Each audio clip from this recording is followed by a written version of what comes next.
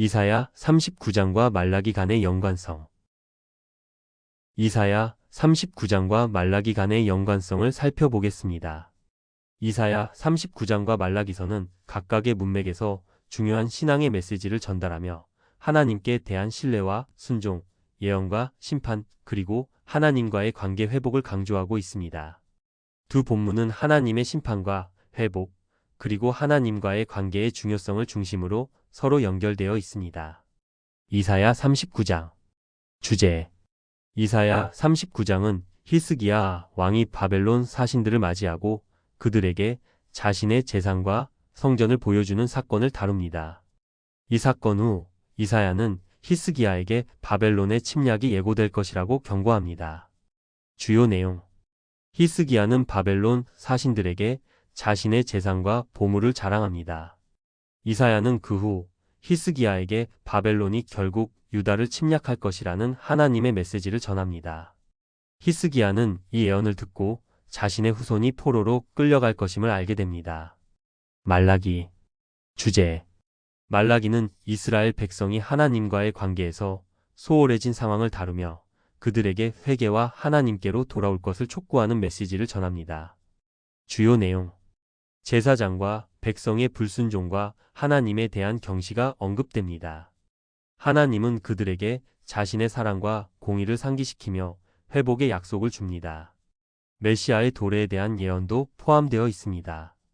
이사야 39장과 말라기의 연관성. 하나님과의 관계. 이사야 39장에서 히스기야는 자신의 재산을 자랑함으로써 하나님과의 관계를 소홀히 한 모습을 보여줍니다. 말라기서에서도 이스라엘 백성이 하나님과의 관계를 경시하고 불순종하는 모습을 다룹니다. 두 본문 모두 하나님과의 올바른 관계의 중요성을 강조합니다. 심판과 회복. 이사야 39장에서 히스기야는 바벨론의 침략을 예고받고 이는 유다에 대한 심판의 예고로 볼 수 있습니다. 말라기서에서도 하나님은 그의 백성이 회개하지 않을 경우 심판을 경고하고 회개할 경우 회복의 약속을 줍니다. 두 본문은 심판과 회복의 주제를 다루며 하나님이 그의 백성을 어떻게 다루시는지를 보여줍니다. 메시지의 전달. 이사야 39장에서 이사야는 하나님의 경고를 히스기야에게 전달합니다. 말라기서에서도 하나님은 선지자를 통해 이스라엘 백성에게 메시지를 전달하며 회개를 촉구합니다. 두 본문은 하나님의 메시지가 어떻게 전달되는지를 보여줍니다. 미래에 대한 경고. 이사야 39장은 유다의 미래에 대한 경고를 포함하고 있으며 말라기서에서도 이스라엘의 미래에 대한 하나님의 계획과 메시아의 도래에 대한 예언이 담겨 있습니다. 두 본문은 미래에 대한 경고와 희망의 메시지를 전달합니다. 야는 자신의 병을 고쳐달라고 기도하며 믿음을 보여줍니다. 결론.